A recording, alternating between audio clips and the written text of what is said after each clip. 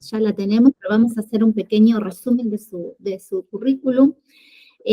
La doctora es Joana Caterina Faliero, es doctora en Derecho de Protección de Datos Personales en el área de Derecho Civil de la Facultad de Derecho de la UBA, es especialista en Derecho Informático de la UBA, es directora del programa de actualización en Abogacía de Datos, Data Governance, Data Compliance, Data Ethics, Data Analytics, Algoritmo Infosec y Ciberseguridad y Discovery de la Facultad de Derecho de la UBA, es directora del curso independiente del programa de actualización en Data Privacy, Data Protection, Data Governance, Compliance, LPDP, GDPR y DPO.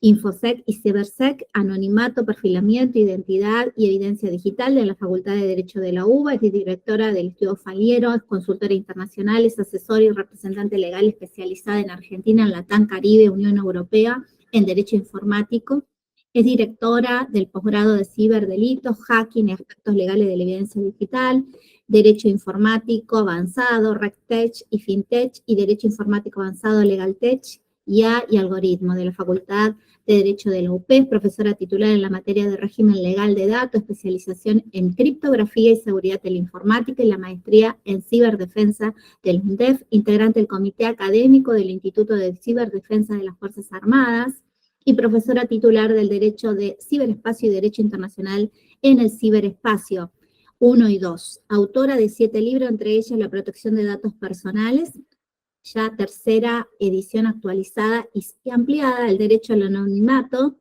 y el último, el de Info Security, seguridad informática, ciberseguridad y hacking, de la primera edición del año 2023, aparte es disertante nacional e internacional. Te damos la bienvenida, Joy, gracias por estar.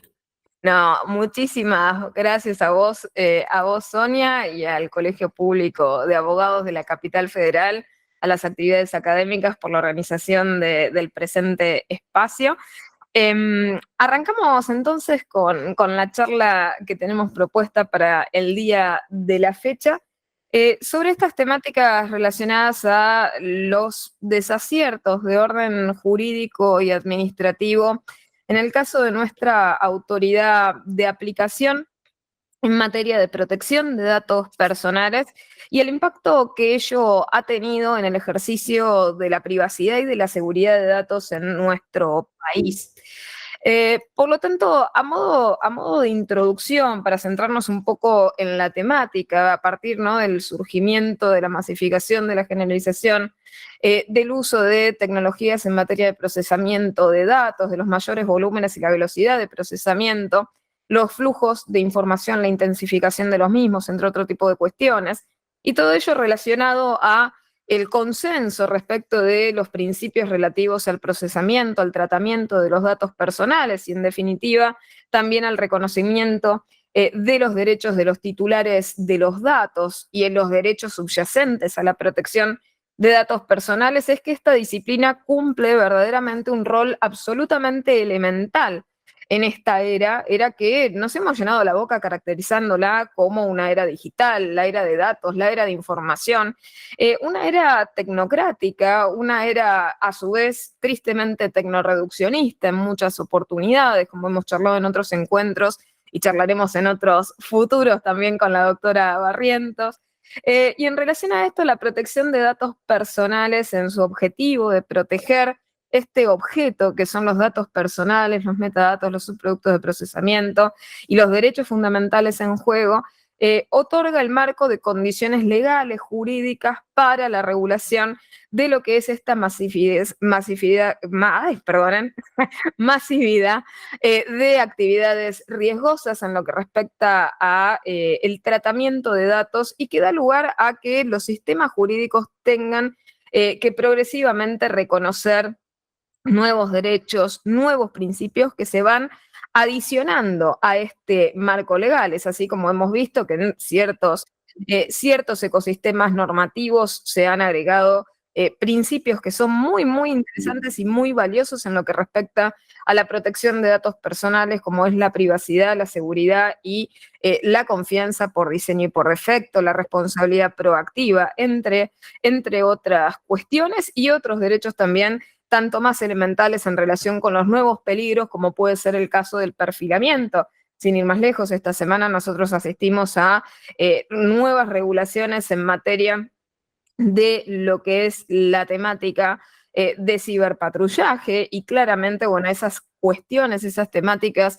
que se van enfrentando en lo que es la arena de la protección de datos personales, genera también la necesidad que los marcos jurídicos en estas temáticas abracen estas nuevas problemáticas, estas nuevas tensiones de derechos de manera lo más eficiente posible y lo más protectoria posible desde ya para los titulares de los datos, que son los sujetos vulnerables de este tipo de relación asimétrica que referimos nosotros cuando hablamos del procesamiento de datos. De un lado tenemos a los responsables, los encargados de tratamiento, quienes son los que llevan adelante estos procesamientos, y del otro lado tenemos un sujeto generalmente fragmentado que en definitiva, de la misma manera que hacemos o trazamos el paralelismo con disciplinas hermanas como la consumeril, la laboral y demás, hay una inequidad desde la perspectiva estructural, desde la perspectiva informativa, desde la perspectiva de orden económico, social y hasta simbólico.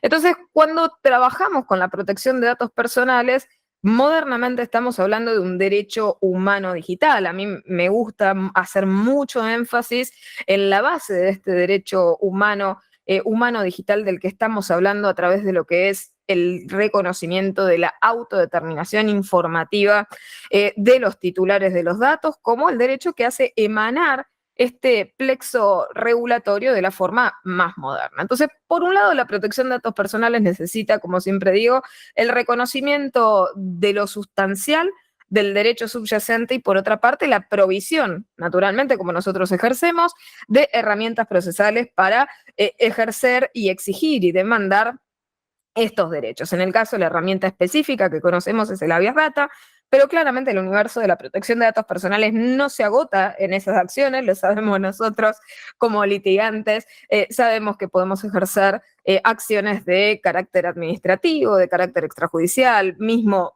todo el gran sinnúmero de acciones que tenemos de metodologías alternativas de resolución de controversias no adversariales, como pueden ser las conciliaciones, cómo pueden ser las mediaciones y las negociaciones, y luego, bueno, obviamente las metodologías adversariales, tanto todas las que tienen que ver con lo judicial y dentro del ámbito judicial, además de la habeas data, los daños y perjuicios, y las acciones que podemos subsumir también bajo otros ecosistemas normativos, aditivamente al de protección de datos personales, como puede ser subsumir una acción en el marco de una relación de consumo exigiendo la aplicación de las leyes en materia consumeril al aporte que también el titular del dato sea consumidor y usuario, y exijamos también la aplicación de la 25.326. En definitiva, si hablamos de derechos que se balancean en esta danza protectoria, tenemos a la privacidad y la seguridad del otro lado como dos caras de la misma moneda. Y en función de ello, los nuevos pilares que les mencionaba en relación a estos principios que me parece que merecen ser destacados, que es el tema de la privacidad, la seguridad y la confianza, por diseño y por defecto, los principios de prevención y de precaución, que tanto hemos hablado a lo largo de varios de los encuentros que hemos tenido, la responsabilidad proactiva, objetiva y solidaria en materia de datos, en materia de los daños que pueden sufrir y los riesgos que pueden sufrir los titulares de los datos, y después toda la teorización en torno a los riesgos de desarrollo, que creo que también es importante que reconozcamos, porque la actividad de procesamiento de datos es una actividad que evoluciona tecnológicamente y que en función de ello, naturalmente, en materia de testeo, puede introducir nuevos riesgos que naturalmente no son insuperables, no tienen la característica de casos fortuitos, sino que tienen una fuerte característica de cognoscibilidad según el estado actual del arte y que son riesgos identificados propios inherentes de la actividad en sí misma, que, como les digo, es una actividad de carácter riesgoso y bien jurídicamente, siempre insisto, si se puede consensuarlo jurídicamente, que nosotros como operadores jurídicos de derecho consensuemos este tema, también va a ser muy importante para el progreso de la plena justiciabilidad de las cuestiones conflictivas en materia de datos. Y en ese diálogo regulatorio, nuestro sistema ya ha reconocido en el artículo 43, párrafo tercero de la Constitución Nacional esta protección. Después tuvimos esa norma emanada del mandato y fundamental del artículo 43, la 25.326, nuestra histórica y sólida ley de protección de datos personales, su reglamentación, las disposiciones y resoluciones de su autoridad de aplicación.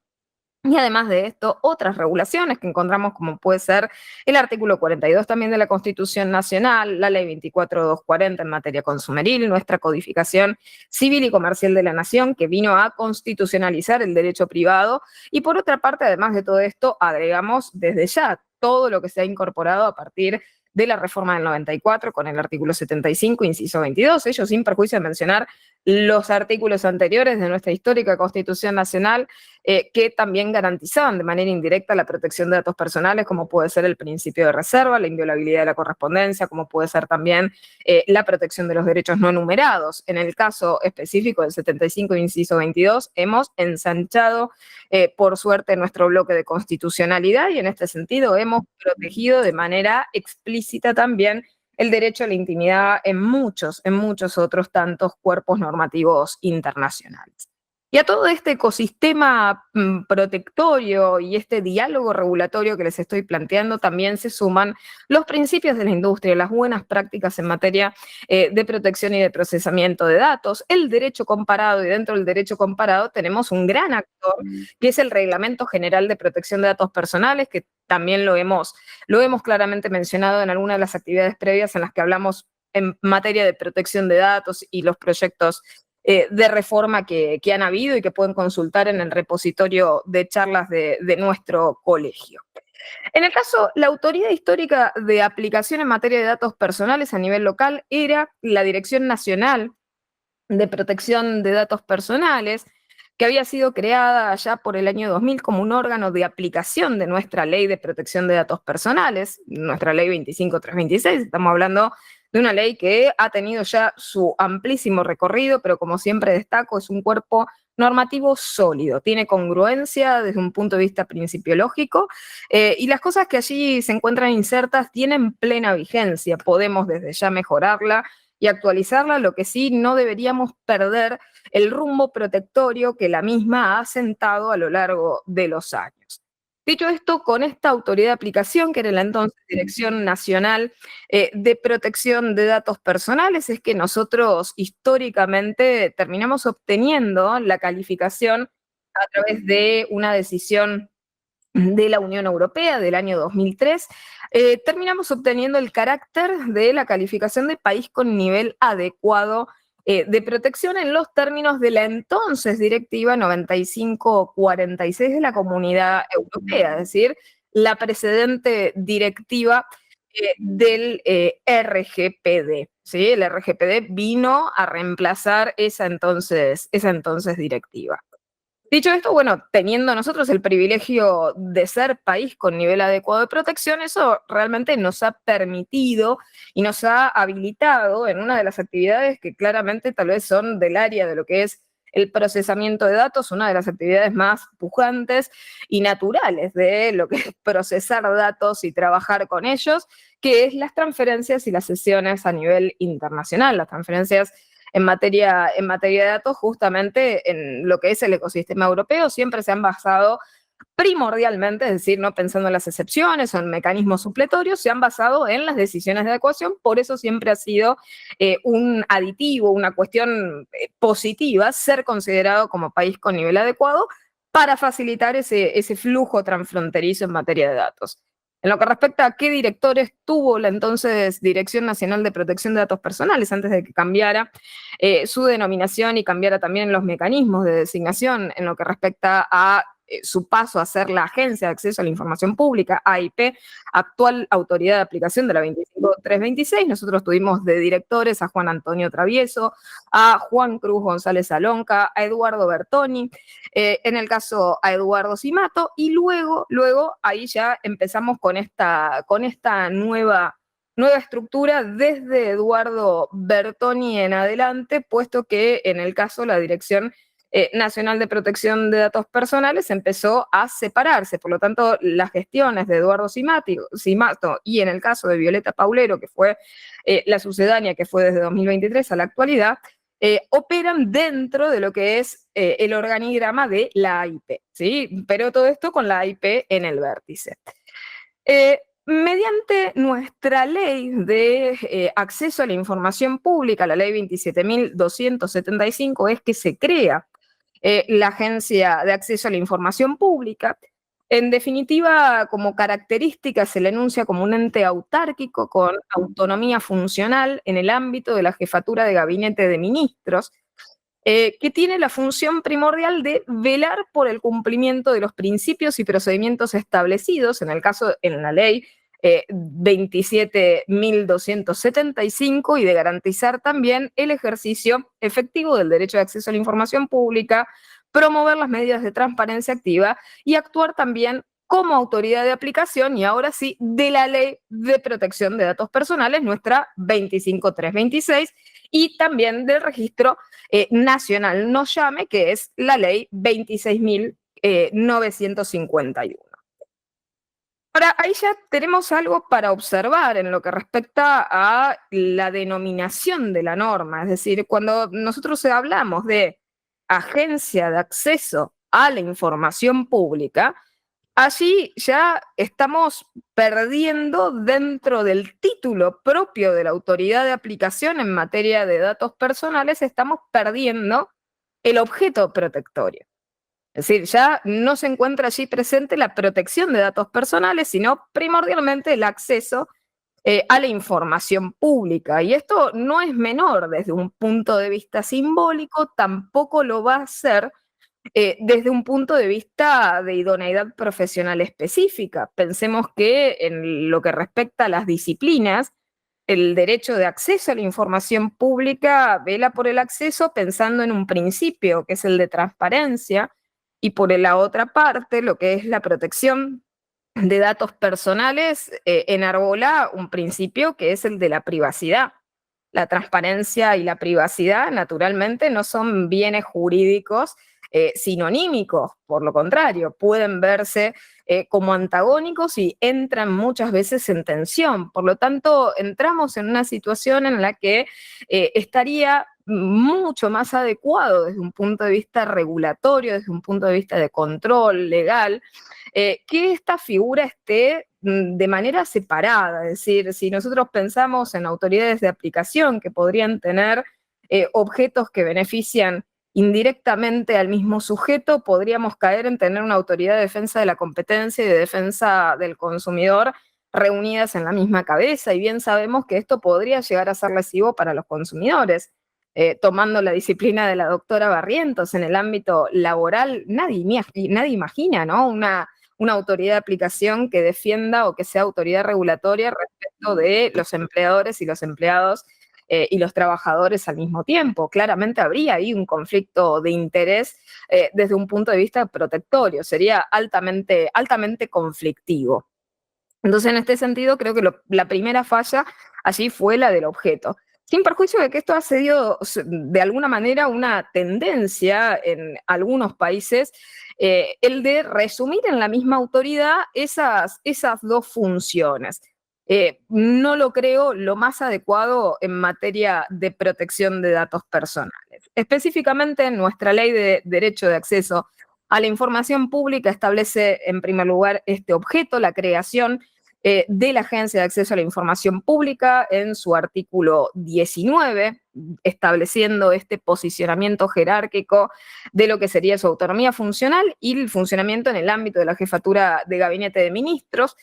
En este caso, ¿cuáles son las funciones de la Agencia de Acceso a la Información Pública? El artículo 20 se ocupa del rol del director de la Agencia de Acceso a la Información Pública, indicando en el caso que la duración de ese cargo va a ser de 5 años, con una posibilidad de ser reelegido por una única vez por el mismo plazo, y que esa designación va a ser realizada por el Poder Ejecutivo Nacional mediante un procedimiento de selección público, abierto y transparente que garantice la idoneidad del candidato. Y allí empezamos con la primera parte conflictiva de este procedimiento, sobre la cual volveremos luego. Respecto del procedimiento de selección del director, el artículo 21 nos cuenta este rito, nos habla del procedimiento, la propuesta por parte del Poder Ejecutivo, la publicación y la circulación en términos de publicidad y transparencia de esa propuesta, luego de eso la declaración jurada que tiene que presentar el candidato respecto del ejercicio de su función pública, lo mismo el informe que luego tiene que presentar la FIP respecto de las obligaciones impositivas del candidato, la celebración ulterior de la audiencia pública a los efectos de evaluar las observaciones que se prevean a nivel reglamentario en función de la candidatura que se ha hecho, luego la recepción por parte de la ciudadanía, de organizaciones no gubernamentales, de especialistas, etcétera, asociaciones profesionales, ¿no? Como nuestro colegio y demás, de presentar observaciones, comentarios o adhesiones a dicha candidatura, lo mismo en relación a las opiniones requeridas a instituciones o organizaciones de relevancia en la materia, y luego, finalmente, ¿no?, la celebración de esa audiencia pública, y una vez celebrada la audiencia pública, con posterioridad a ello, en el caso, el Poder Ejecutivo Nacional tomará la decisión entonces de confirmar o de retirar la candidatura y en su caso realizar otra propuesta, ¿no? Claramente este proceso lo hemos pasado y lo hemos pasado en varias oportunidades, porque en uno de los casos, durante la candidatura previa a quien actualmente ocupa este cargo, la candidatura previa, la propuesta previa había sido rechazada, observada y por ende no confirmada. Luego el artículo 22 nos habla del rango, la jerarquía del director, que va a tener rango y jerarquía de secretario. Luego el artículo 23, requisitos e incompatibilidades de la función. Entre ellos, en primer lugar, ciudadanía argentina, también antecedentes que acrediten la idoneidad para el ejercicio de dicha función. Hasta allí hablamos de idoneidad de una forma muy, muy difusa, lo que luego nos va a resultar muy complejo, porque la temática de protección de datos personales es una temática harto específica. Luego tenemos también la dedicación exclusiva en el cargo y otra cuestión conflictiva, puesto que ese cargo es incompatible con el ejercicio de cualquier otro tipo de actividad pública o de ejercicio privado, salvo, obviamente, como siempre ha sucedido, la docencia a tiempo parcial, y que está vedada durante toda la duración del ejercicio de dicha función cualquier tipo, sí, de actividad partidaria, que ningún funcionario puede tener intereses o vínculos con asuntos que estén bajo su órbita, y esto desde ya por la ética profesional en el ejercicio de la función pública. Y en este sentido, uno también de los otros requisitos conflictivos es que el director que se proponga para dicha autoridad no debería haber desempeñado cargos electivos o partidarios en los últimos 5 años previos a la designación. Hasta allí con las características de este posicionamiento. Luego, más adelante, por razones de brevedad, no me voy a detener con las competencias, las funciones de este cargo, pero hay algunos temas salientes principales para conversar previo a pasar a los desaciertos. El primero de ellos es el tema de la independencia real y la autarquía. Esto ha sido destacado también por otros ordenamientos en materia de protección de datos personales, la necesidad de una verdadera y genuina independencia y autarquía de la autoridad de aplicación. Y nosotros tenemos todavía esa deuda. ¿Por qué? Porque si depende en el caso de la jefatura de gabinete de ministros y la propuesta la realiza el Poder Ejecutivo Nacional, claramente allí no vemos una verdadera y genuina independencia, sino que, en definitiva, muchas veces, lamentablemente, este tipo de designaciones se convierten en designaciones con un subtítulo o un tinte de orden político partidario en alguno u otro sentido con el funcionario que ocupa el Poder Ejecutivo de turno. Esto, claro está, porque la designación proviene de ese rol. Y la protección de datos personales es una materia absolutamente aséptica, debe ser apolítica, debe ser apartidaria. El proceso de designación también en relación al cargo directivo, si nosotros no exigimos un verdadero ejercicio de idoneidad profesional específica en la temática del derecho a la protección de datos personales, derecho a la privacidad, derecho a la autodeterminación informativa, ¿qué ejercicio real se está garantizando en la temática de protección de datos personales? Pensemos tan solo de manera análoga con los requisitos en el caso del Reglamento General de Protección de Datos Personales de la Unión Europea, que para la figura, el rol del DPO, del Delegado de Protección de Datos, exige que sea un especialista en la temática del derecho a la protección de datos personales, que tenga conocimiento sobre el derecho de la Unión Europea y que por otra parte tenga competencias para poder ejercer esas funciones que la norma le encomienda y que son funciones eminentemente jurídicas.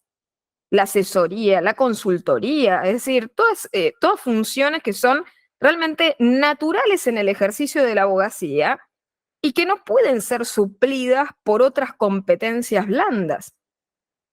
Entonces, no podemos exigir de nuestra autoridad de aplicación una menor idoneidad profesional específica que la que particularmente se exigen para roles análogos en menores escalas y en ecosistemas más pequeños, que exigir verdaderamente una idoneidad profesional específica en materia de derecho, que es muy importante porque estamos justamente aplicando una norma. Y mal se puede entender el contexto de los derechos en juego, de las tensiones, de las ilicitudes que se pueden generar, si no se es profesional de esa materia. Y por otra parte, hay una diferencia muy fuerte entre realizar una candidatura y realizar, por el contrario, un concurso de oposición y antecedentes en la materia, verificando puntualmente la idoneidad profesional específica jurídica en ese campo. Al mismo tiempo, habíamos dicho otra característica, vedar la actividad partidaria, ¿no?, como incompatibilidad del ejercicio de la función. Ahora, ¿qué sucede, por el contrario, cuando, sin prejuicio de no haber realizado una actividad explícitamente y directamente partidaria, en definitiva, todas las actividades que se realizan de manera sistemática sí resultan de forma exclusivamente vinculada o fuertemente vinculadas a una expresión partidaria determinada, de manera directa o indirecta? Es decir, esto es posicionarnos en, ¿nos importa el requisito de la actividad partidaria o la vinculación política desde una perspectiva de mera apariencia, o nos importa la primacía de los hechos subyacentes para determinar esa vinculación o no? Puesto que hay muchas maneras de disimular esa vinculación con las actividades partidarias, sin perjuicio obviamente de no ocupar cargos electivos de estas características o no ocupar posiciones partidarias, si solamente se tiene una inclinación por un determinado partido y esa inclinación resulta explícita y la agenda resulta explícita. Bueno, ¿qué sucede con estas situaciones? Salud, Sonia. Y en relación a la remoción por mal desempeño, también, ¿cuál es la vara que nosotros fijamos respecto del mal desempeño si antes no hemos fijado la vara respecto de la idoneidad profesional específica? La pregunta que me hago allí a nivel jurídico es, ¿cuál es el límite, cuál es la profundidad de lo que nosotros consideramos como mal desempeño en lo que respecta a la falta de idoneidad que sea suficiente para justificar la remoción por mal desempeño? Si arrancamos con el pie izquierdo y ya no tenemos idoneidad profesional específica, ¿cuánto más profundo y bajo esperamos caer? Es decir, ¿qué es lo que consideramos mal desempeño cuando ya tenemos funcionarios que tal vez están desempeñándose sin tener conocimientos específicos jurídicos? ¿Hasta dónde llegamos con ello? Entonces, la idea de lo que quería plantear justamente en este encuentro es que veamos uno a uno esos desaciertos de orden administrativo, jurídico, que en el caso ha tenido la IP, en el impacto justamente que ha tenido ello sobre nuestra privacidad, sobre nuestra seguridad de datos. Y aquí tenemos el primer punto. El primer punto de análisis, la candidatura y la confirmación en el caso del cargo de la dirección de lo que es la Agencia de Acceso a la Información Pública, el proceso que vimos recientemente en el año 2022, que fue un acto plagado de apariencia democrática y participativa, que fue inundado simbólicamente, en el caso por la política, y que fue legitimado también políticamente por hasta la aparente oposición. Ya habíamos hablado sobre el procedimiento de selección y de designación de la candidatura por parte del Poder Ejecutivo. En el caso, por lo menos de la cronología, para situarnos a todos en esta cronología de la sucesión, la autoridad que ocupaba el cargo del entonces director de la Agencia de Acceso a la Información Pública había presentado su renuncia allá por octubre del año 2020. Esa fue aceptada, esta renuncia, a principios de 2021.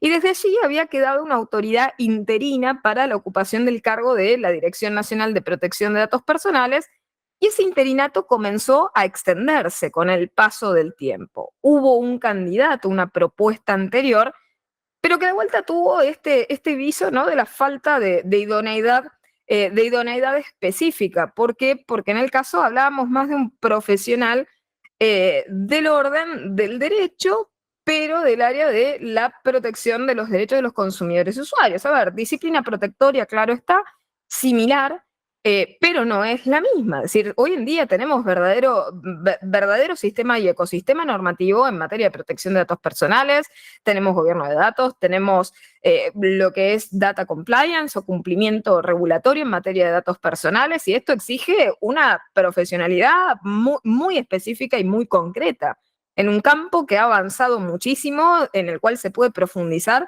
realmente muchísimo. Es un campo muy vasto, muy complejo y que tiene nuevos conceptos, nuevos principios, nuevos derechos para examinar, y a su vez que es un campo interdisciplinar, claramente, que necesita de conocimientos técnicos aplicables a las temáticas y a las materias jurídicas.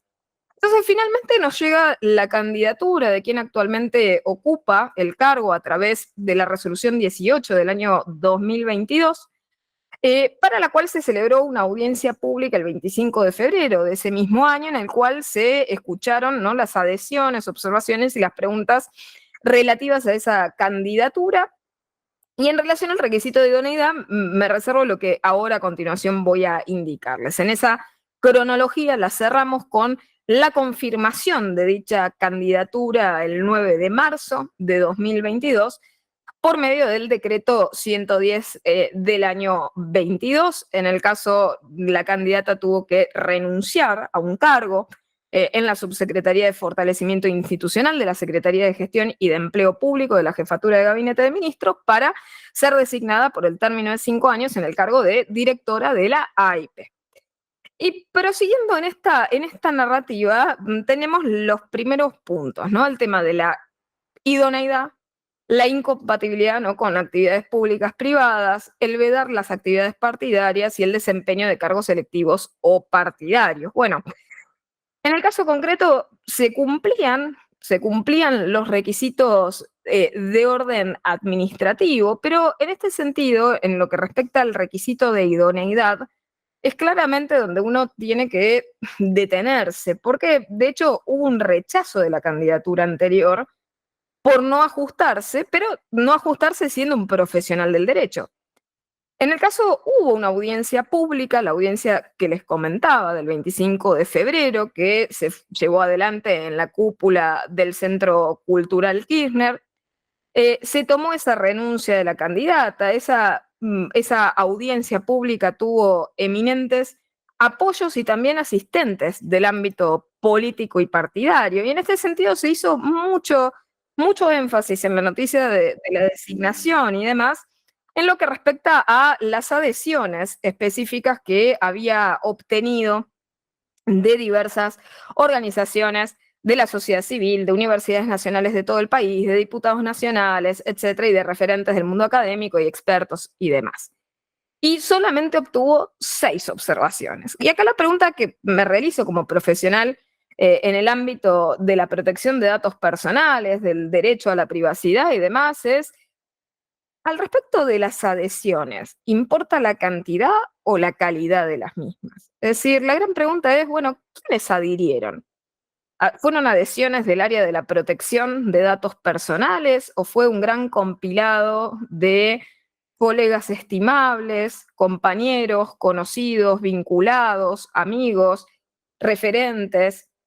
Aquí yo creo que en el punto, si estamos hablando de adhesiones, claramente deberíamos velar en el sentido de el valor de quien juzga la observación o no de la candidatura, a los efectos de evaluar ese requisito de idoneidad. Porque si termina siendo, en el caso, una lucha cuantitativa y no cualitativa, prácticamente la situación se resumiría en quién de alguna manera reúne más firmas de un lado, más firmas del otro. Y en ese tipo de pujas, el que tiene más amigos gana. Y en el sentido de ello, uno se pregunta, ¿y dónde ha quedado la idoneidad? Es decir, la confirmación depende de un aspecto netamente de carácter cuantitativo. ¿Alguien se detuvo también a pensar en el contenido y la calidad de las observaciones? Es decir, si eran observaciones y las observaciones tenían justamente cuestiones en el ámbito de la protección de datos personales de orden profesional, idóneo y específico a nivel jurídico. Alguien evaluó, sin perjuicio de ser pocas desde el punto de vista cuantitativo, alguien evaluó el contenido de esas observaciones para desestimarlas sin límite. Y en este sentido, bueno, también otra de las cuestiones fue el ceremonial, o sea, 78 asistentes, 33 expositores, el seguimiento vía streaming. Y para darles un ejemplo, entre una de las adhesiones figura la adhesión, con todo el respeto que me merece, pero tenía adhesión, por ejemplo, de una diputada nacional por la provincia de Buenos Aires, Victoria Tolosa Paz. En el caso, claramente no estamos hablando de una referente del área de la protección de datos personales desde lo jurídico. Por lo tanto, bueno, aquí hay un tema, o sea, en relación al tipo de proceso, ¿las observaciones se toman en cuenta desde la perspectiva de qué es lo que se está observando o solamente es una puja de orden cuantitativo más que cualitativo? Y en relación también a las exposiciones, la neutralización de la crítica, y verdaderamente si se permite una participación dinámica, interactiva y federal.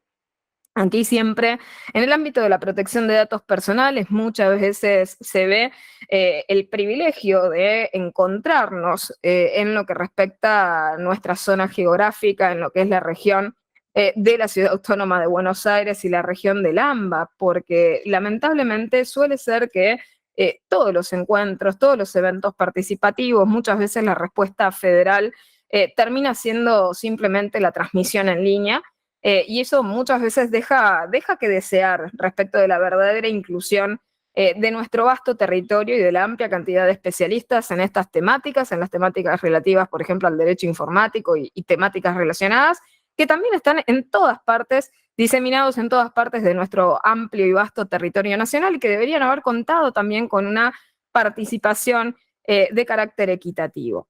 Y en relación a esto de la garantía de ese requisito de idoneidad, es algo muy, muy relevante, porque nosotros no podemos interpretar el requisito de idoneidad de una forma laxa, de una forma flexible o vaga. Idóneo no se es en un sentido amplio o promiscuo. La idoneidad específica en estas materias es algo muy, muy particular que se relaciona con lo que es el campo del derecho que se ocupa de la protección de datos personales, que tiene un vasto desarrollo. Es un campo de estudio diferenciado, tiene una autonomía didáctica, tiene una autonomía desde un punto de vista normativo, funcional, y esa idoneidad los juristas la adquirimos a través de la formación profesional específica, del trabajo, de las certificaciones, de los estudios, de nuestra experiencia laboral, del litigio, de la experiencia en materia de investigación, de la experiencia docente, entre otras cuestiones, y no es sustituible ese tipo de competencia por otras materias. Lo mismo sucede con cualquier otro campo del derecho. No es osmótica la adquisición de competencias en temáticas de cualquiera de nuestras ciencias jurídicas, a pesar de que sea tan tentador creer que osmóticamente se adquieren estas cualidades porque utilizamos como herramienta el lenguaje natural, y esto se cree que uno, bueno, tal vez por oír lenguaje natural e imitativamente adquirir algunas palabras, algunos términos, algunos razonamientos, se es parcialmente abogado. La realidad es que no, nuestra profesionalidad requiere años de estudio y un seniority y estudio fuerte sobre un área independiente de carácter didáctico, académico, de investigación, científico, que es protección de datos personales. No es sustituible, no es reemplazable por ningún otro campo. Entonces, este impacto de la falta de idoneidad profesional a nivel funcional es altísimo, porque dependiendo qué conocimientos nosotros tenemos, vamos a proteger con más o menos fuerza a los datos personales, a los derechos de los titulares, vamos a ver las tensiones, vamos a ver las inconstitucionalidades. Nosotros, abogados, tenemos eso por deformación profesional, nuestro ojo está absolutamente entrenado a ver estas cuestiones. Por lo tanto, el no tener esa profesionalidad de base impide tener la capacidad de ver esas cuestiones. ¿Y cómo se puede tener la capacidad de ver esas cuestiones? Bueno, con asesorías, con consultorías, con acompañamientos. Ahora, el problema de la consultoría, del acompañamiento y demás es que la autoridad no va a tener capacidad de juzgar sobre el contenido de aquello que se le trae a ella.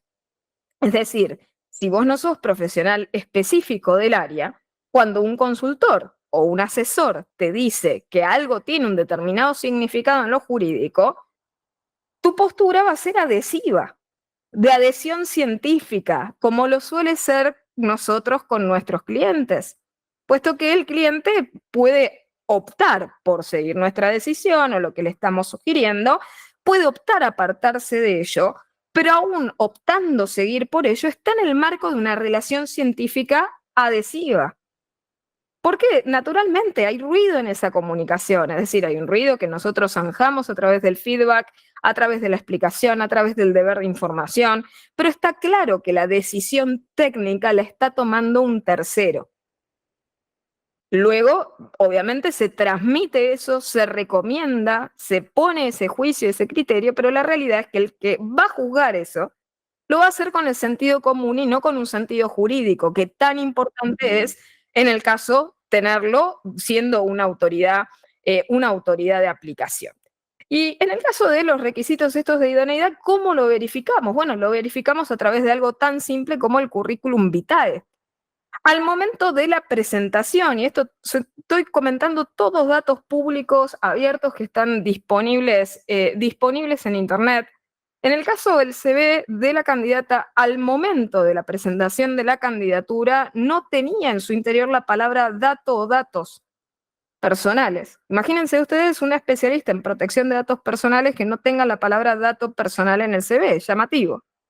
Y en la actualidad, teniendo actualizada la publicación del CV, la palabra datos, sí figura ahora en 5 sitios, en 5 posiciones del CV. En la mayoría de los casos son menciones relativas al cargo nuevo, es decir, al cargo que se encuentra ocupando. Y entre estas menciones, un único artículo, en el caso un artículo periodístico que publicó por medio del diario Telam, cuyo título engloba la temática dato personal. ¿Por qué refiero esto? Porque claramente cuando nosotros como ciudadanos exigimos tener autoridades de aplicación idóneas profesionales específicas en la materia, esperamos que no adquieran esa profesionalidad a lo largo de los 5 años de gestión que les confiamos, sino que vengan con ese conocimiento de manera previa. Es decir, la ocupación del cargo no es una oportunidad educativa. Esto sería algo parecido a decir, voy a formarme como médico empezando a ocupar el cargo de director médico. ¿Y sabes de medicina? No, lo voy a aprender sobre la marcha. Y voy a ocupar 5 años el cargo para aprender sobre el tema. Y tal vez salga sabiendo, y tal vez salga construyendo un CV de referencia en la temática. Pero no ejerciste bien, porque no es una experimentación atravesar, es una responsabilidad pasar por una autoridad de aplicación donde se tienen que proteger los derechos desde el día cero. Máxime cuando la ocupación de este cargo fue con una gran promesa, con una gran carga que creo que en la actualidad está fracasando, que ha sido la de generar un proyecto integral de reforma a la Ley de Protección de Datos Personales. Vaya tarea jurídica y que exige el máximo estrés de lo que respecta a la técnica legislativa, el construir una normativa de estas características. Por lo tanto, la responsabilidad era muy grande. Entonces, en este sentido, creo que esa ausencia, esa idoneidad profesional específica es compleja. Nosotros no podemos exigir, y esto para resumirlo, no podemos permitirnos el ejercicio de una ingeniería reversa sobre todo aquello que ya conocemos y esperar que se vaya desarrollando ese conocimiento dinámicamente en la ocupación de los cargos y no previamente como requisito previo, elemental, antes de la ocupación del mismo, para ya posicionarse en ese cargo con la experiencia necesaria. Si no podemos exigirle al DPO nacional menos de lo que le exigiríamos a un DPO corporativo. Es decir, si queremos un DPO abogado profesional en derecho de protección de datos personales, el DPO nacional no puede tener una característica más baja que esta.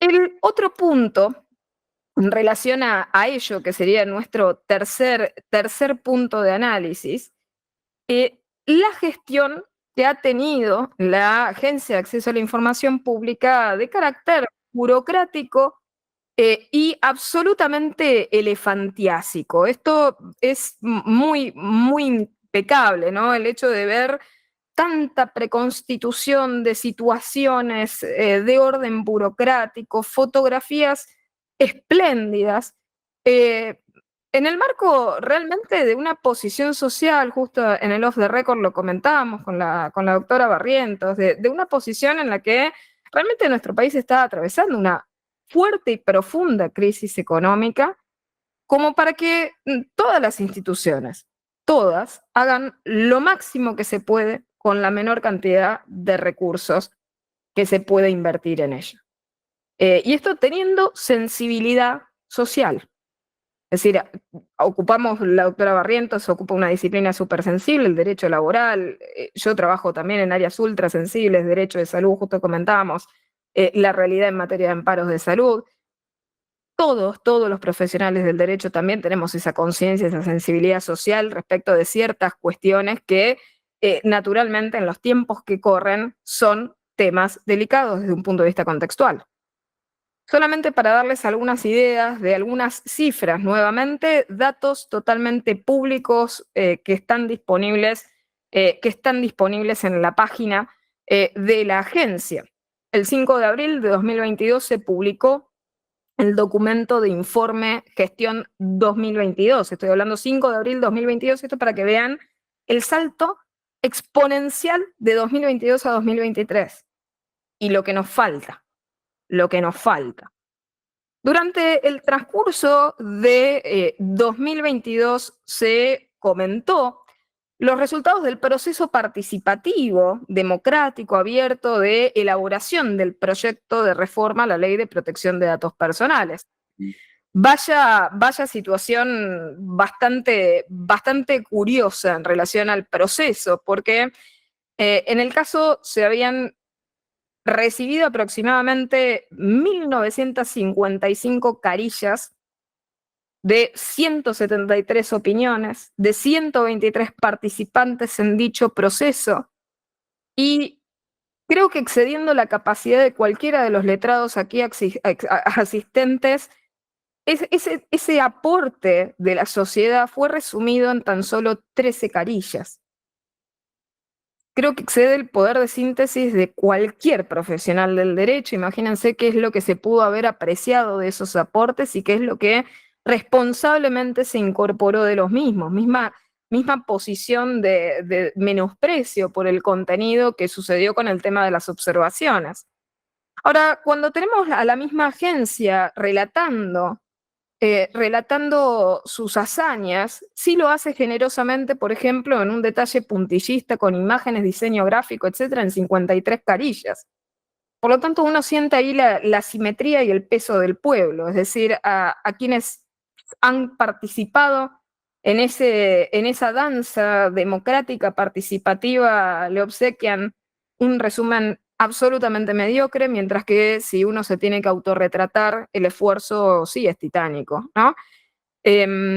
Y eso es juzgar con varas diferentes, ¿no? A los líderes de estas organizaciones gubernamentales, que lo que uno espera, ¿no? Del aprecio, de la participación y del compromiso ciudadano, del compromiso del tercer sector, del compromiso de los profesionales del derecho, del compromiso de los colegios, en el caso colegio de escribanos, colegio de abogados, que también, ya lo hemos mencionado en los años anteriores, la falta de participación activa, haciendo participar nuestros colegios en temáticas que son muy relevantes en materia de derechos, ¿no? Y en este sentido, el resumen, ¿no? de la gestión de 2022, en el segmento introductorio, lo único que hace es aportar resúmenes sobre cuestiones narrativas, fácticas previas, normativas preexistentes. Luego también establece la publicación de las novedades. Este es otro mecanismo que vemos permanente, ¿no? La publicación de novedades de manera pseudo exacerbada. Y las fotos institucionales y los paseos internacionales, y se refiere de manera muy misteriosa sobre un salto de calidad en la gestión en el caso de las políticas de transparencia. Claramente el salto de calidad no lo estamos viendo en materia de protección de datos personales, donde claramente cada vez vemos incidentes de seguridad, brechas de datos, cada vez más profundos, más graves, más críticos, de los cuales se han dado pocas o nulas explicaciones transparentes a la población. O sea, durante 2022 claramente no alcanzamos esos mejores niveles protectorios en materia de datos personales. Pero en lo que respecta también hay una cuestión desde la perspectiva, ¿no? de esas acciones de orden burocrático que les menciono, es esa narrativa hiperinflacionada de mostrar actividad, actividad que en el fondo no tiene realmente mucho impacto respecto de la gente. Es decir, más que la burocracia, el aparato público inflamado, lo cierto es que la gente no ve esos cambios. Y en lo que respecta al fortalecimiento de la gestión en materia de protección de datos personales, recibieron 491 denuncias en ese año, de lo que se emitieron 63 resoluciones y de ellas solamente 52 tuvieron carácter sancionatorio, lo que significaron multas del orden de una cifra de 7.383.061 pesos, que obviamente desconocemos si se cobraron efectivamente o no, porque nosotros letrados sabemos que las multas muchas veces no son préstamos a plazo, se apelan, se postergan y demás. Pero bueno, solamente retengan ustedes en sus memorias, ¿no? Los 7.383.000 y algo de pesos, para detenernos en una cuestión porcentual de la eficiencia sancionatoria a simple vista es bajísima. O sea, pensemos desde la perspectiva de decir, realmente solamente 10,59, quieren decirle resumidamente un 11% de lo que se denuncia, resulta sancionable. Verdaderamente la gente se equivoca tanto. Es decir, en materia de sanciones, en materia de protección de datos personales, realmente la gente percibe equívocamente incumplimientos a la ley de protección de datos personales. Es un poco sospechosa la cantidad de equivocaciones, ¿no? Porque seríamos gente que no aprecia correctamente la situación en 428 oportunidades, ¿no? De las 491 veces que ha denunciado. Es raro. Y en relación a ello también tenemos otro número llamativo, las investigaciones de oficio. En el paso de un año realizaron 7 investigaciones de oficio. Es decir, para ustedes, asistentes letrados, está claro que seguramente realizan mucho más que eso. No voy a arriesgar una cifra, pero está claro que en un mes realizan 7 cosas, 7 algo, ¿no? Por no decir en una semana, por no decir tal vez en 2 días, ¿no? Pero increíblemente esto ocurrió, ¿sí? En un año 7 investigaciones, y de vuelta las investigaciones también son curiosas por el tipo de objeto, es decir, no siempre los destinatarios de estas investigaciones son las situaciones más críticas. Esto no quiere decir, claramente lo que estoy señalando, que no se deban investigar todas y cada una de las irregularidades. No obstante, si investigamos tan poco, más vale que lo poco que investiguemos sea lo más crítico. Simplemente por un tema de la decisión estratégica de decir, si realmente tenemos tan pocos recursos para investigar, deberíamos entonces elegir lo más objetable, lo más crítico, donde haya mayor cantidad de afectados.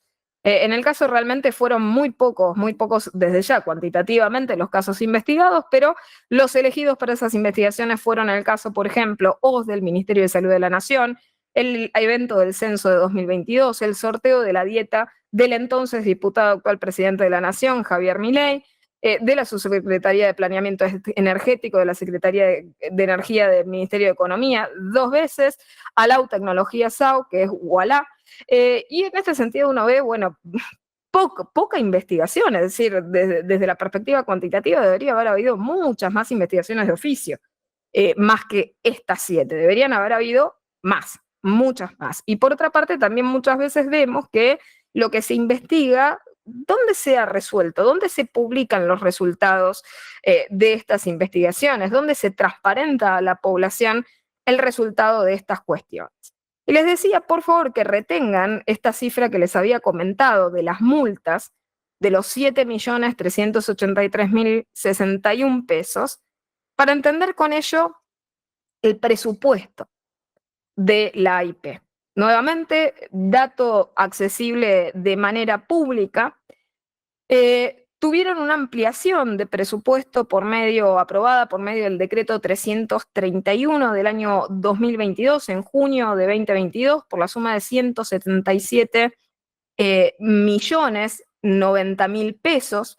Por lo tanto, el presupuesto vigente del año 2022 de la AIP ascendió a la suma de 276.948.294 pesos, de los cuales al cierre del ejercicio de 2022 se había ejecutado ya el 96,5% del mismo. Esto casi linda en 100%, ahí sí hay 100% de eficiencia. La tarea virtuosa verificable de ejecutar el presupuesto. Ahora, les pregunto a ustedes retóricamente, es decir, habiendo ampliado la nómina de 44 personas a 67 o más de 67, ¿realmente se justifica que se hayan gastado 277 millones de pesos en 2022 para realizar las tareas o las acciones cuando hemos visto que tal vez administraciones anteriores, en el caso de la AIP, han también tenido, por ejemplo, si queremos justificar el mayor gasto de la AIP en el intento de realización de un proyecto integral de reforma de la norma, han habido administraciones previas que lo han hecho con mucho menos? Por lo tanto, es posible realizar ese mismo viaje invirtiendo mucho menos dinero, y claramente dinero que vemos que no se ha recuperado por las multas. Por eso les decía, retengan los 7 millones y pico para comparar si vamos a gastar 276 millones de pesos y solamente recuperamos 7 millones en concepto de multa, claramente algo no funciona. Y aquí lo vemos encima confirmado y agravado por el informe de gestión de 2023. Esto reitera en las partes retóricas, reitera los compromisos de la gestión, los programas nacionales, la estrategia, la articulación de carácter internacional, las asistencias técnicas que ha realizado, pero ahí ya se vuelve un poco opaco en lo que respecta a los números, porque en vez de aclarar cuántas fueron denuncias específicas en materia de protección de datos personales, habla de la IP en números, y dentro de ese reporte menciona 9.600 denuncias y asistencias de la ley 25.326. Por lo tanto, nosotros jurídicamente claramente distinguimos el objeto, qué es una denuncia y qué es una asistencia, y cómo pasamos de tener 400 y algo a 9.600. ¿Qué es lo que se procesó? ¿Realmente se tuvo esa ultra eficiencia? ¿Dónde están las denuncias y qué significa asistencia? ¿Y cuánto porcentaje de asistencia hay en esas 9.600 denuncias, no? Hubiera sido claro que se mantenga el mismo método de transparencia desde un punto de vista cuantitativo para poder ver el correlato de la evolución año tras año de las mismas entidades, de los mismos segmentos, del mismo estudio, del mismo reporte, porque también hay una práctica en la cual se hace una transparencia que es hostil para el ciudadano, que es el cambio, ¿no?, de la disposición del informe año tras año. Por lo tanto, el ciudadano espera un determinado segmento que leyó en el informe o el reporte de la gestión anterior. Cuando avanza en el reporte de otra gestión no encuentra el mismo segmento, lo encuentra con otro título, y de esa manera termina siendo confuso y no se puede ver la trazabilidad del dato a lo largo del tiempo.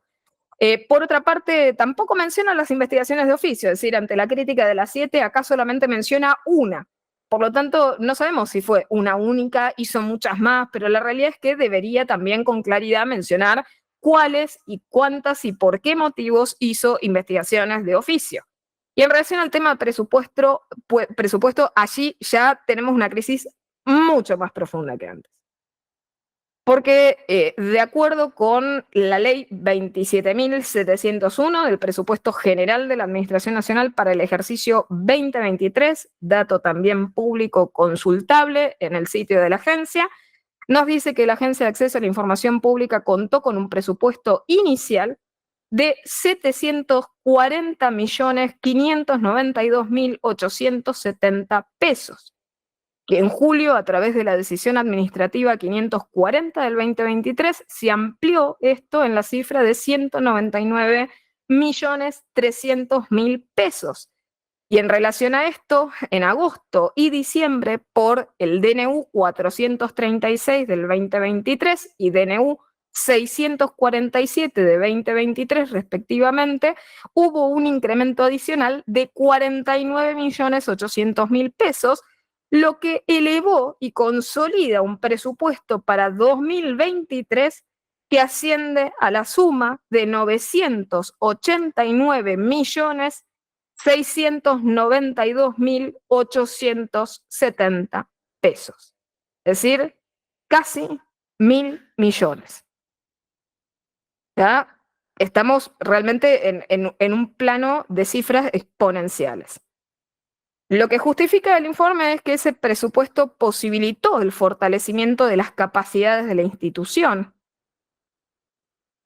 Claramente creo que comparto la cara con la doctora Barrientos. ¿Cuáles fueron esas capacidades fortalecidas?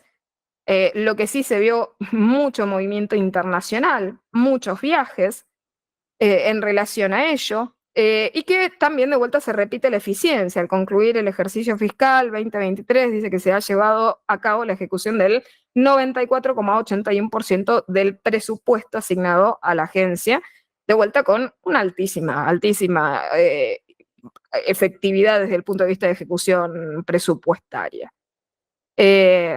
Solamente de reflexión, y esto pensando en otras disciplinas protectorias también sensibles que nos convocan a los letrados, ha inundado todos los medios públicos y ha inundado también todos los debates en materia legal y de los operadores del derecho, el cierre, por ejemplo, de una institución como fue el caso del INADI, específicamente, ¿no? Para atender una problemática tan conflictiva que es a nivel local el tema de la discriminación, ¿no? Como organismo específico para esas tareas.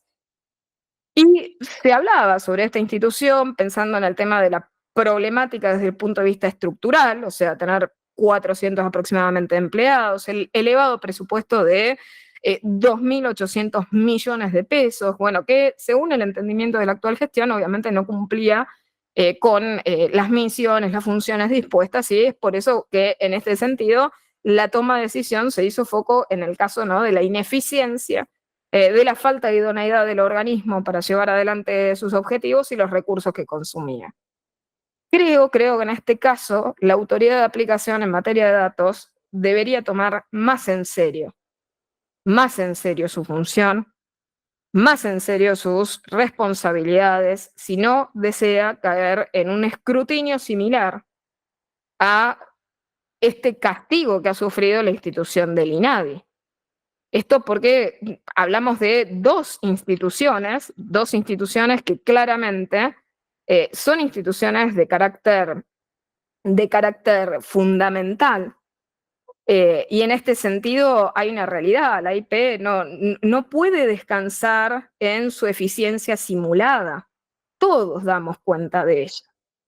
Si uno mira, observa el sitio y el tipo de actividad e hiperactividad absolutamente ineficiente y estéril, uno nota que hay una eficiencia absolutamente simulada y esa preconstitución de la idea de actividad permanente desde un punto de vista turístico. He leído en redes sociales esta cuestión, ¿no?, de la creencia prácticamente de ciertos profesionales y representantes del tercer sector señalando de que la agencia parecía haberse convertido, ¿no?, en una agencia turística. Y en este sentido, para que la AIP obviamente no caiga bajo este mismo escrutinio, solamente piensen que en relación a esto, la relación costo que tiene es 7-1. Es muy, muy impresionante, ¿no? En este sentido, cómo ha viajado tan lejos del presupuesto inicial. Pensemos que en Orígenes, en el ejercicio de 2019, la agencia tenía un presupuesto de 55.795.423 pesos, lo que es ínfimo, ínfimo para pensar en el presupuesto actual de 989 millones de pesos para cumplir exactamente con las mismas tareas. En el caso posterior, la gestión de 2019, la gestión de 2018 con el doctor Bertoni hizo exactamente el trabajo de un proyecto con un presupuesto de estas características y no necesitó de esta cifra. Pensemos lo siguiente, en relación con el INADI, ustedes tienen 2.800 millones de pesos para 460 empleados, aquí tenemos 1.000 millones de pesos aproximadamente para 70 empleados. Es aún peor el cuadro desde un punto de vista cuantitativo, es peor la observación que se puede hacer de la AIP y por ende veo que el peligro es aún mayor y están poniendo en riesgo más profundamente esta situación porque el futuro va a ser claramente más elefantiásico. Esto no para aquí, porque hay un plan, un proyecto de la planificación estratégica que también pueden ver y acceder públicamente, que es de 2022 a 2026, que sigue haciendo énfasis en el salto de la calidad, tema totalmente inespecífico. ¿Qué calidad? ¿Qué salto están hablando? En las políticas de transparencia, es decir, claramente de la protección de datos personales no nos ocupamos, la promoción y el fortalecimiento del ejercicio de los derechos de los ciudadanos, la ampliación de las capacidades regulatorias de la gestión, impulsar la transparencia de la gestión pública y la participación ciudadana, fortalecer las capacidades institucionales, la institucionalización y mecanismos de actualización y seguimiento de un plan. No necesitamos más institucionalización, más burocracia no la necesitamos, nada de esto es concreto. Y son todas cosas que nos van a costar más aún. Cuando superemos este presupuesto de los 1.000 millones, ¿qué nos quedará? Y cuando vemos una eficiencia de que el año anterior cobraron solamente, presuntamente, 7 millones y algo de multas. No tiene absolutamente ningún sentido. Y prosiguiendo a la eficiencia en relación a esto, ya les había comentado, la relación costo 7-1 es una verdadera locura. La eficiencia en haber realizado o haber logrado con éxito la única tarea que se había propuesto efectivamente realizar, el tema de la reforma de la Ley de Protección de Datos Personales. Ya hemos debatido aquí en el Colegio Público de Abogados de la Capital Federal, también con la presencia de la doctora Barrientos, y pueden consultar la charla que hemos dado sobre la presentación del proyecto por parte del Poder Ejecutivo Nacional. Solamente para destacar el tema del proceso, fue un proceso que fue realmente un simulacro de participación, o sea, se habló de el debate, la presentación, la corrección y redacción final a través de la gestión participativa, pero ¿dónde estuvo el verdadero federalismo, la verdadera apertura? Las sesiones, por ejemplo, no se transmitieron en vivo, es decir, no se transmitieron en vivo desde la sala de reunión y pudiendo, por ejemplo, participar interactivamente, es decir, una participación a distancia a través de, por ejemplo, transmisión en vivo por YouTube no es exactamente lo mismo. Hubo reuniones preparatorias que no se filmaron y realmente a la ciudadanía no le sirve las notas periodísticas con pomposas fotos de carácter institucional. Y el más grave desacierto en este proyecto es colocar algo aún peor que el consentimiento tácito, que es la valoración de los intereses legítimos de los responsables de tratamiento, tema sobre el cual ya hemos sobradamente hablado. Así que, bueno, por razones de brevedad, los invito a consultar en el repositorio de nuestro querido colegio la charla que hemos dado con la doctora Barrientos sobre esa temática el año pasado. Y en relación a esto, este proyecto sigue durmiendo en el Congreso, por suerte, es decir, como jurista lo digo aliviada porque por suerte no tenemos peores marcos normativos para hacer frente a la temática protectoria, sin perjuicio de que el proyecto ha realizado y ha tenido muchos olvidos conscientes, debían olvidar o no se debía perder en materia regulatoria. Lo positivo es que no ha salido, solamente se lo ha presentado en el Congreso y hasta este momento no ha tenido su debate. Y el último punto que quería destacar es el riesgo, porque esto ya también lo podemos estar padeciendo en lo inmediato, el riesgo que tenemos del impacto internacional de estas apariencias estructuradas por parte de la autoridad de aplicación con el contexto fáctico situacional a nivel local. Porque somos y parecemos ser los genios del engaño a nivel internacional, en el sentido de que podemos aparentar que tenemos buenos niveles de protección de datos personales, lo que a los locales nos causa una verdadera disonancia cognitiva al respecto, porque verdaderamente no hemos tenido mejores niveles de protección, no hemos logrado cambiar la norma o actualizar la norma de una manera digna. Lamentablemente creo que en este sentido estamos también agotando la instancia de reforma, porque ya resulta desgastante desde el punto de vista jurídico el fracaso sistemático de los proyectos, y vamos a terminar cayendo en la peor situación que podría caerse en materia de protección de datos personales, que es el esperar que salga lo que salga algo por el hecho de que ya pasamos fallidamente por 2 procesos de reforma, y que finalmente bajemos los brazos en esta lucha de mantener y preservar la protección de datos personales y de alguna forma nos descansemos en la situación de decir, bueno, ya está, ya hemos atravesado fallidamente esos 2 procesos, no se pueden hacer más esfuerzos, no se van a lograr más consensos, y perdamos la oportunidad verdaderamente de defender este derecho que tanto valor tiene.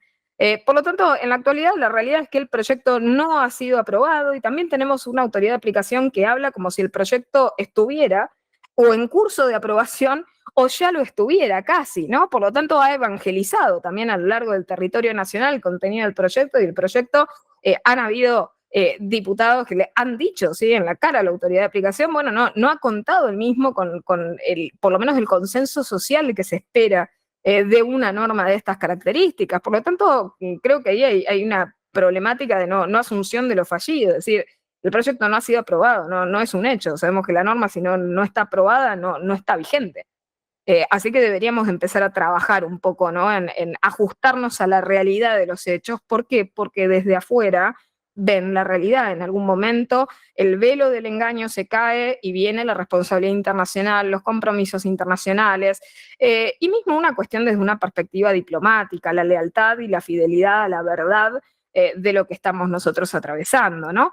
Así que en términos finales, para concluir el encuentro del día de la fecha, una muy breve recepción de reflexiones finales y condensadas de lo que hemos visto hasta ahora. Está claro que esa seguidilla de desaciertos, en principio administrativos, en principio normativos, y luego tantos otros desde un punto de vista jurídico y operativo, realmente nos desilusionan desde la perspectiva protectoria, y afectan nuestro ejercicio profesional. En este sentido, destacar que esta agenda propia que se encuentra siguiendo la autoridad de aplicación en búsqueda de un pseudo control, desde el punto de vista de lo ideológico, desde el punto de vista de la tendencia, desde lo simbólico, partidario, político, la representación de alguna idea en definitiva,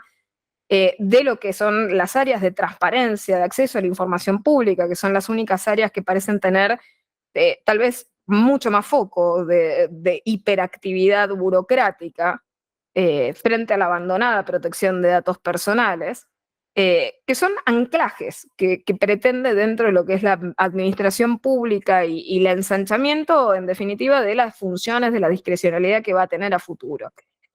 Yo creo que el rol de la autoridad de aplicación en este sentido no puede ser un rol facilitador de los avances sobre la libertad informática, un rol facilitador sobre los avances de la autodeterminación informativa, como hemos visto que se ha hecho durante los últimos durante los últimos tiempos, en los cuales la autoridad no se pronunció. Tuvimos eventos durante 2022 que fueron nefastos en materia de protección de datos personales, y no hubo pronunciamientos firmes al respecto de estas cuestiones, y la inacción se sintió jurídicamente y se sintió desde la perspectiva protectoria con las víctimas, con los ciudadanos que padecen esas disminuciones en lo que respecta a la protección de sus datos, y esa agenda que lleva adelante obviamente el Estado en relación a avanzar sobre la autodeterminación informativa de las personas.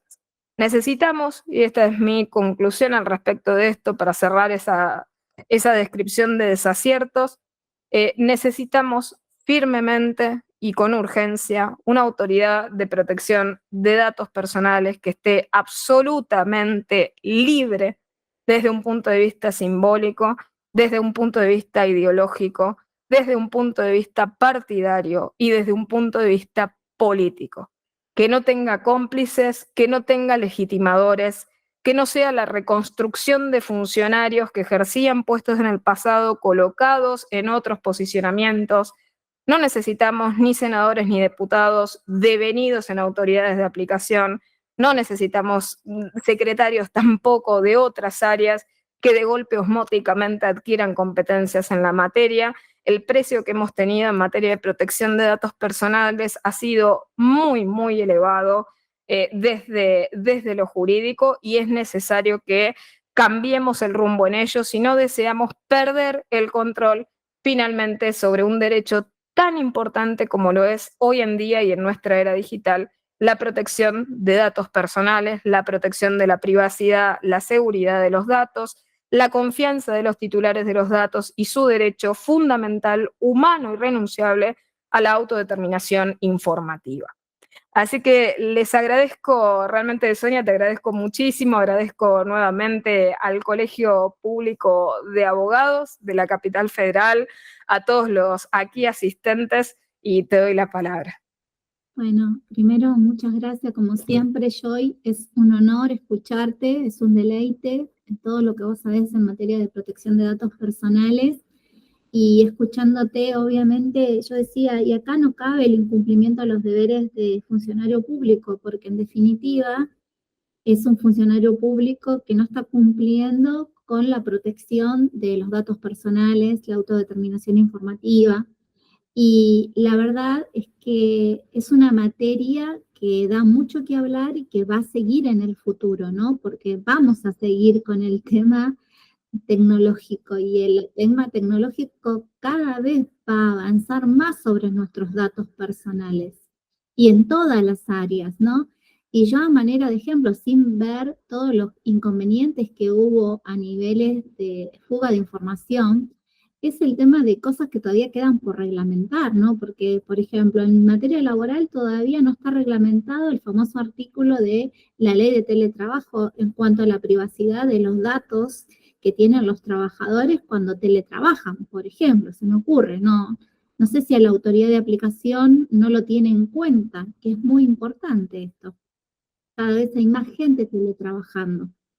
Coincido con vos, Sonia, hay muchísima tela para cortar en esta área, por eso se necesita esa idoneidad profesional específica, porque hay que trabajar con máximo grado de criticidad estas cuestiones. Hay hipervulnerables, como vos mencionás, hay categorías de datos cada vez más complejas de tratamiento, y necesitamos regulaciones afines, y por otra parte necesitamos regulaciones con buena técnica legislativa y que sean congruentes con nuestro sistema jurídico. Sí, coincido totalmente, Joy, con vos.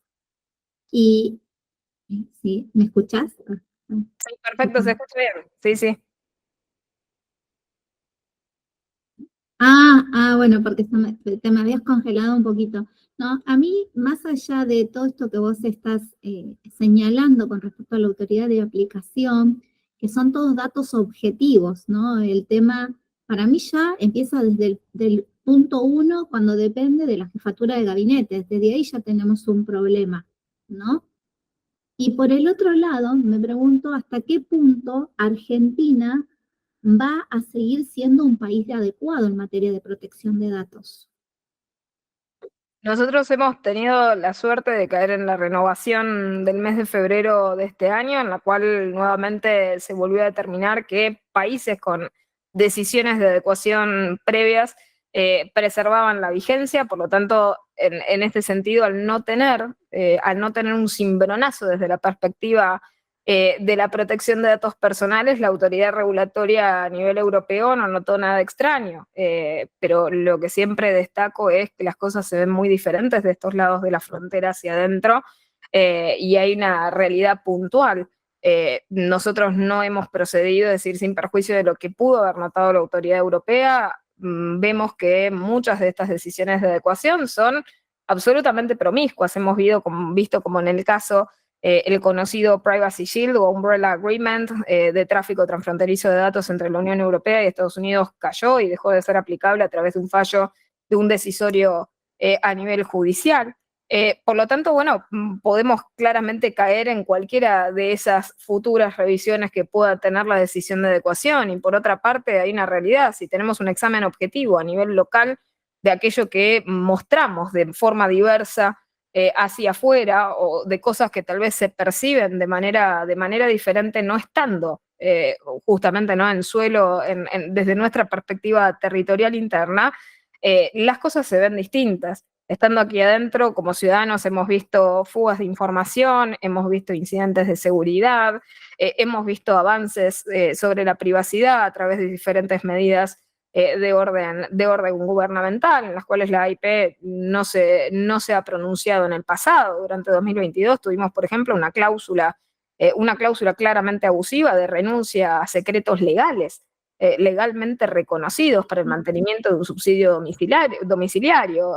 Por lo tanto, bueno, situaciones como esa y no tener un pronunciamiento y directamente la prohibición de esa práctica por parte de la autoridad de aplicación deja mucho que desear. Y bueno, si en otros sitios vieran genuinamente cuál es la situación realista a nivel local, es posible que esa situación, de decir, de la preservación de ese tipo de situaciones, bueno, claramente podría revisarse y podríamos perder ese estatus.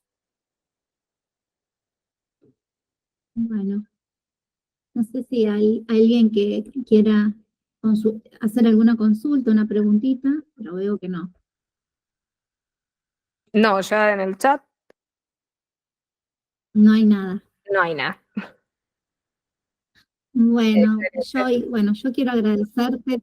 No, así que bueno, los invitamos nuevamente para otra conferencia en la misma temática para el 10 de junio.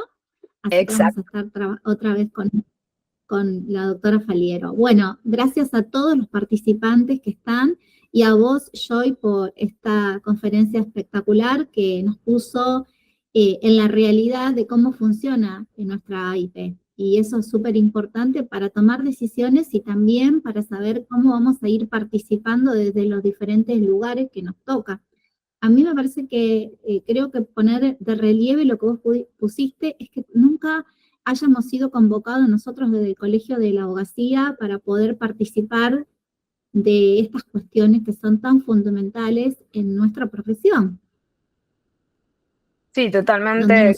O sea, sí, todo el tiempo. Totalmente. Coincido con ello, creo que son realmente una voz representativa, una voz importante y una voz que se tiene que oír en la materia. Bueno, muchas gracias, Joy, bueno, y gracias a todos. Muchísimas gracias, saludo grande a todos.